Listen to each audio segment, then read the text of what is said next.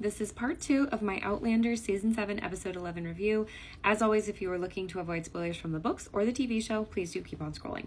So in this scene between Lord John and William, it's taking place immediately after the wedding when Claire has gone back up to her bedroom and William follows Lord John into the parlor to discuss what he just witnessed.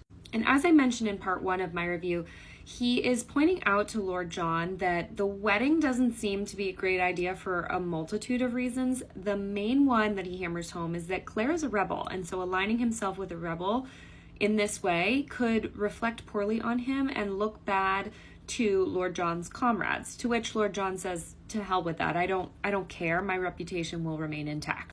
But this conflict where William is struggling with placing himself between his loyalist allegiance and also these people that he's growing to care and appreciate comes up multiple times in his storyline. And Diana, the author, really likes to hammer home that war is messy, and William is almost the main character that she utilizes in the books to showcase that, because we spend a lot of time in William's head looking at this world through his eyes and seeing how he tries to view it so black and white, and it is always, always, always seen in shades of gray.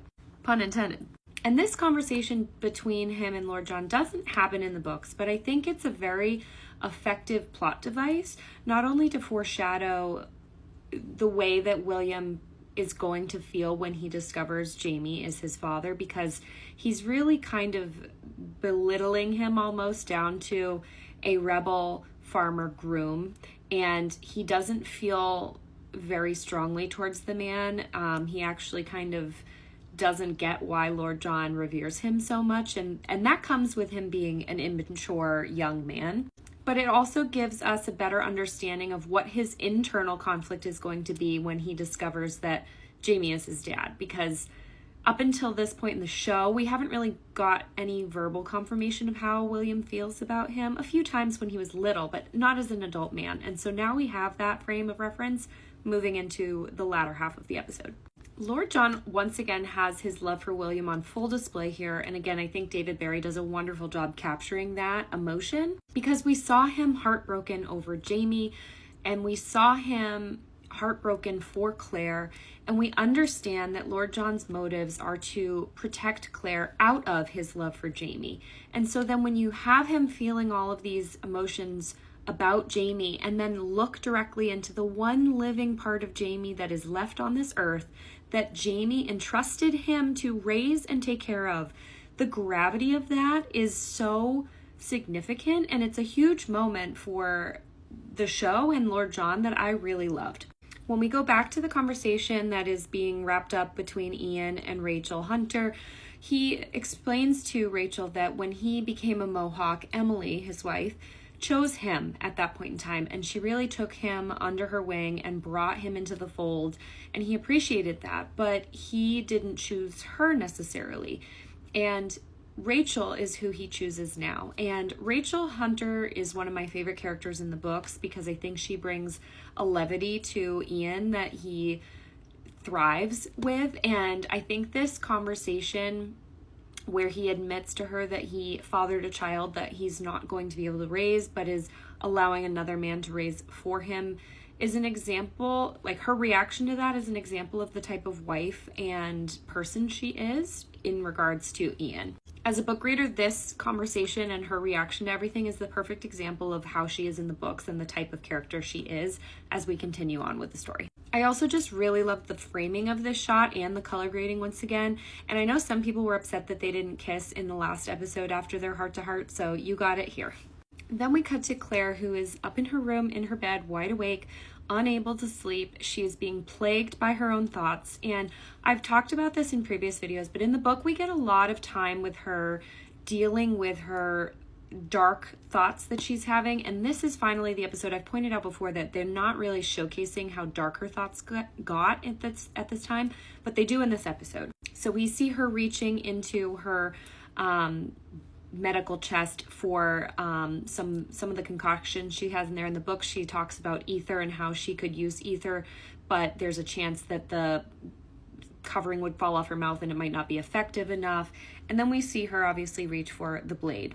I'm not going to put a picture of that scene in here, but I really loved how Katrina handled this whole sequence of scenes. She really knocked it out of the park with this episode. But the scene with the blade is a direct pull from the books where she's contemplating that. And I really loved how they spliced in Jamie's words from previous episodes in her head to kind of showcase how he's an echo in her brain. And the main thing that's keeping her alive at this point is that voice inside of her head and him telling her not to do this, and how angry she is with him that she can't, you know, like he's not here with her, but she can't leave this earth because of what he's said to her in the past. This push-pull, you can feel it. And Katrina Balfe did a really great job showcasing that with her body language as well. And then obviously we see her, instead of reaching for the other vices, she reaches for a bottle of booze. Downstairs, Lord John can hear her crying out to Jamie, screaming out loud, and it just breaks your heart. And I think, again, like, David Barry stole every scene he was in. I just think he's so emotive with his facial expressions. Your heart just breaks for him. It was hauntingly beautiful how well he handled this scene, and like his just face in this shot is perfect. He is sitting alone in the parlor opposite the chair at the chess table that we know him and Jamie would sit together and play chess every time they got together in the books. And it's just a haunting reminder of Jamie's absence. And then he hears Claire above him, and they're both mourning separately.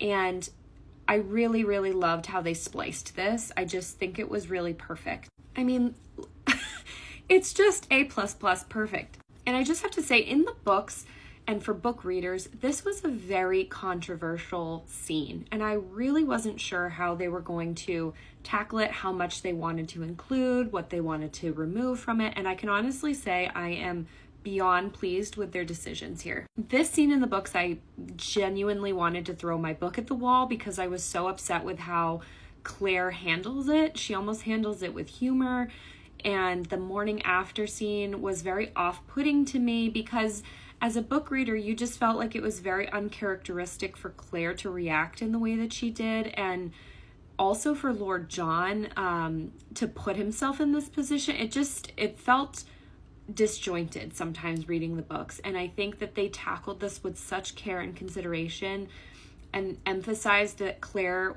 was devastated, and it's emphasized by her screaming at him, you know, he wasn't yours to mourn. There were just so many smart choices that they made that make it believable, where I think the book, there were moments where I had a hard time with reading it because it didn't seem like something Claire would do.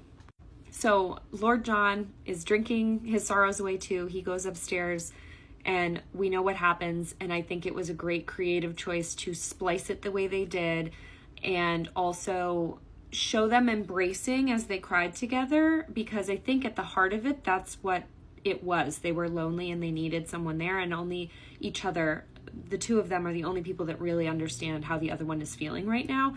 And again, I just think they tackled it with a lot of care and consideration that I, as a book reader, really appreciated. Which leads to the morning after scene, which again, I think they handled really well because it's awkward and it's uncomfortable. And I preferred how they did it in the show than how they handled it in the books, because in the books, Claire almost makes a joke of the whole thing.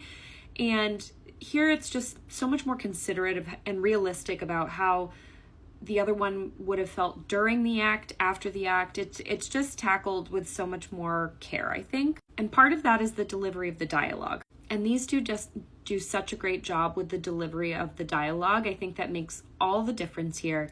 And I really loved that they took direct lines out of the book, removed some that, again, kind of implied that Claire was making light of the whole situation or trying to in her way, and made it so that just the inflection of their voices or the body language that they showed made it more believable, and you get a better sense of how much weight this moment carries between the two of them and that they don't take it lightly. I'm very curious though, if you are not a book reader, what was your reaction to this scene? I'm going to talk about the rest of it in part 3, but leave a comment below and let me know what your initial reaction was. in the aftermath of this, and knowing that there was still half an episode left following it.